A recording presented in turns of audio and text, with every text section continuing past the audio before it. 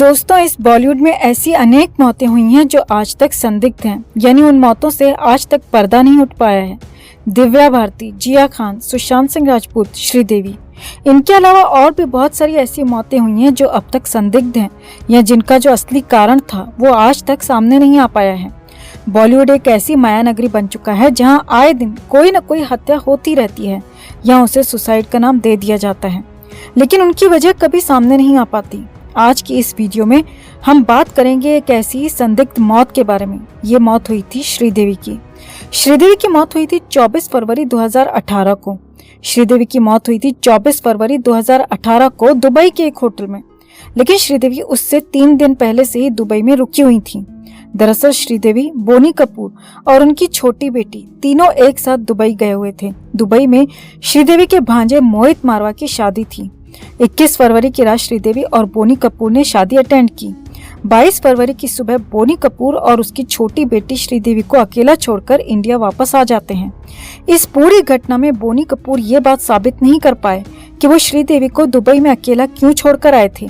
ऐसा क्या काम था कि श्रीदेवी को दुबई में अकेला रहना पड़ा, जबकि श्रीदेवी के बारे में कहा जाता है कि उन्हें अकेला रहना पसंद नहीं था। इसके बाद वो 23 और 24 फरवरी को दुबई के होटल के कमरे में अकेली रहती हैं। कहा जाता है कि इन 2 दिनों में श्रीदेवी कमरे से एक बार भी बाहर नहीं आ पाई। 24 फरवरी को शाम को श्रीदेवी और बोनी कपूर के फोन पर बात होती है, जिसमें बोनी कपूर एक मीटिंग का नाम लेकर उसे बाद में बात करने को कहता है। बोनी कपूर के अनुसार बोनी कपूर श्रीदेवी को सरप्राइज देना चाहता था। वो दुबई जाने की तैयारी कर रहा था। शाम को 6-7 बजे बोनी दुबई श्रीदेवी के पास पहुंच जाता है। वहां इन दोनों की थोड़ी देर बात होती है और फिर श्रीदेवी बाथरूम में नहाने चली जाती हैं ताकि दोनों साथ में डिनर के लिए जा सकें। 15 मिनट तक जब श्रीदेवी बाहर नहीं आती हैं तो बोनी उसे आवाज देता है, लेकिन अंदर से कोई रिस्पॉन्स नहीं आता। बोनी उठकर बाथरूम में जाता है तो वहाँ पूरे बाथरूम में पानी बह रहा होता है। बाथरूम का दरवाजा लॉक नहीं था। बोनी कपूर अंदर जाकर देखता है तो बाथ टब पूरा पानी से भरा हुआ था और उसमें से पानी बाहर निकल रहा था और उसी पानी में श्रीदेवी बेहोश पड़ी हुई थी। बाथ टब के अंदर श्रीदेवी को ऐसी हालत में देखकर बोनी कपूर न तो पुलिस को फोन करता है और न ही होटल के स्टाफ को। बोनी फोन करता है अपने एक दोस्त को जो दुबई में ही रहता था। उसके आधे घंटे बाद होटल स्टाफ को बुलाया जाता है जो श्रीदेवी को पानी से बाहर निकालते हैं। उसके बाद पुलिस भी आ जाती है। दुबई पुलिस मामले की जांच करती है और डेड बॉडी को पोस्टमार्टम के लिए भेज देती है। पोस्टमार्टम रिपोर्ट में ये नेचुरल डेथ होती है और बोनी को इंडिया वापस आने दिया जाता है। इंडिया आने के बाद पोस्टमार्टम रिपोर्ट में 2 तरह की बातें मीडिया में सामने आती हैं। एक तो रिपोर्ट में कहा जाता है कि श्रीदेवी की मौत पानी में डूबने की वजह से हुई थी, जबकि दूसरी रिपोर्ट में कहा जाता है कि श्रीदेवी को दिल का दौरा पड़ा था और उसी में उनकी जान चली गई। सच्चाई क्या थी ये कभी बाहर नहीं आ पाया। बोनी कपूर की इस थ्योरी में कई सारे पेंच थे। कुछ मीडिया रिपोर्ट्स के आधार पर यह भी कहा जाता है कि श्रीदेवी ने ड्रग का ओवरडोज ले रखा था और उसी नशे में वो बाथटब में डूब गई, लेकिन पोस्टमार्टम में ड्रग का कहीं कोई नाम नहीं था। श्रीदेवी की मौत से कई सवाल खड़े होते हैं। श्रीदेवी शादी के बाद अकेली दुबई क्यों रुकी? वो 2 दिन तक रुकी रही और वो भी बंद कमरे में। अगर उन्हें दुबई में कोई काम था तो वो 2 दिन तक कमरे में बंद क्यों रही?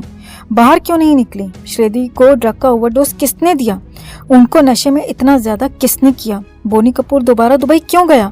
और बोनी कपूर ने जब देखा कि श्रीदेवी बाथटब में बेहोश पड़ी हैं, तो उसने पुलिस को या होटल स्टाफ को सूचना क्यों नहीं दी? बोनी कपूर ने सबसे पहले अपने दोस्त को ही सूचना क्यों दी या उसको ही फोन क्यों किया? सबसे बड़ी बात ये कि बोनी कपूर ने जिस दोस्त को फोन करके श्रीदेवी के बारे में बताया था वो कौन था? क्या वो अंडरवर्ल्ड का आदमी था? क्या वो अंडरवर्ल्ड से कनेक्शन रखता है? ऐसे बहुत सारे सवाल हैं जो श्रीदेवी की मौत के बाद पैदा होते हैं।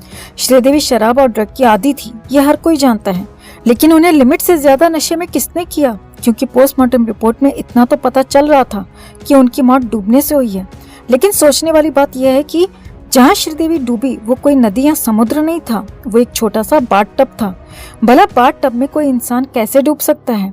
इंसान का जब दम घुटता है तो वो अपने हाथ पैर जरूर चलाता है, भले ही वो नशे में क्यों ना हो।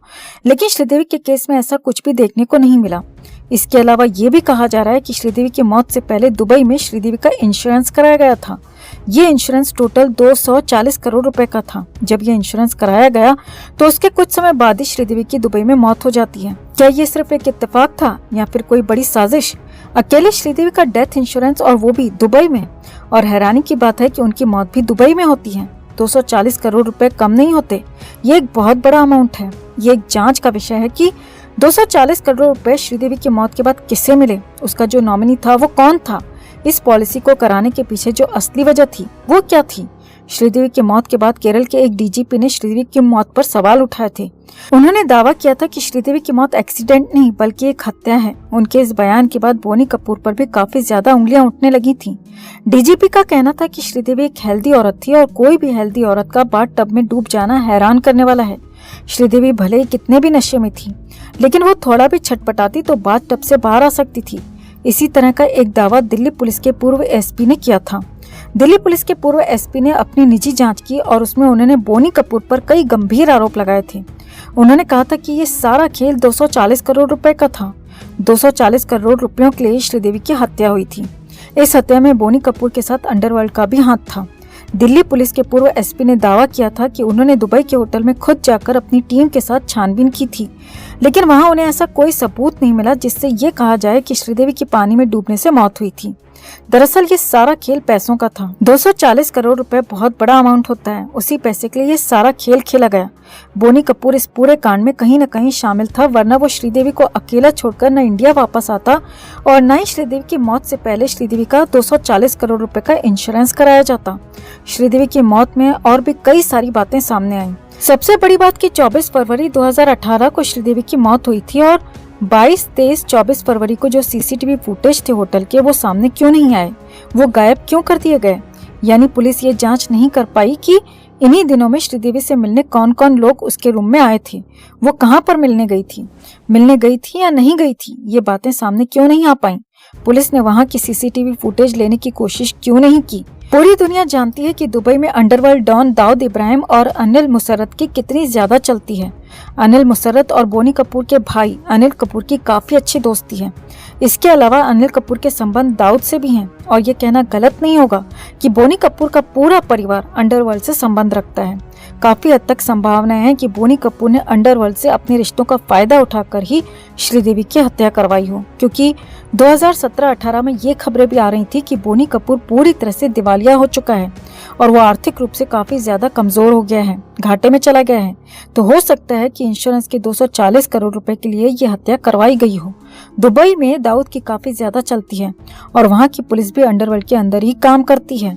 श्रीदेवी की मौत के बाद पुलिस ने भी ठीक वैसे ही जांच की जैसे मुंबई पुलिस ने सुशांत की मौत के बाद की थी।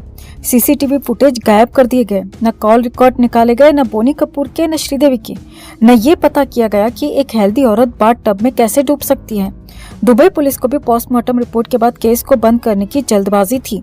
इस केस में ऐसे बहुत सारे फैक्ट्स थे जो ये साबित करते हैं कि ये एक एक्सीडेंटल डेथ नहीं बल्कि हत्या थी, लेकिन दुबई पुलिस ने इस पर ज्यादा ध्यान नहीं दिया और आसानी से बोनी कपूर को वापस इंडिया आने दिया। श्रीदेवी की मौत एक नेचुरल डेथ थी या हत्या, इस बारे में आप क्या सोचते हैं दोस्तों? आप भी अपनी बात अपनी राय कमेंट में जरूर रखें और अगर आप भी हमारी बातों से सहमत हैं तो वीडियो को ज्यादा से ज्यादा लाइक और शेयर कर अपना प्यार और सपोर्ट भी जरूर दिखाएं।